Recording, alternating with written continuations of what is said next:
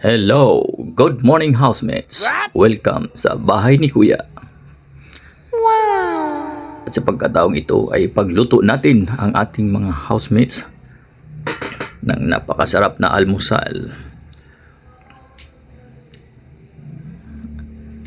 At tingnan nyo mabuti, mga housemates. Sobrang pagmamahal sa inyo. Pinagluto pa kayo ng ating house guest. At makilala niyo mamaya kung sino siya.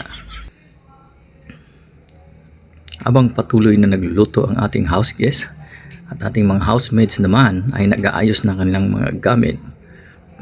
Yan, nandun si Habebe. At yan naman ang ating isang house guest na si David Licauco. Yan, malapit nang matapos ang mga pagkain na niluluto sa inyo.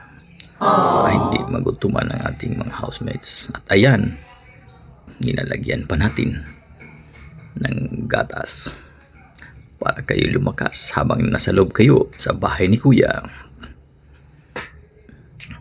Ayan na, nakikita nyo ang ating house guest na nagluluto ay si Ivana Alae. What? Yan, napakasarap magluto yan. At tinikman na niya ang kanyang niluto.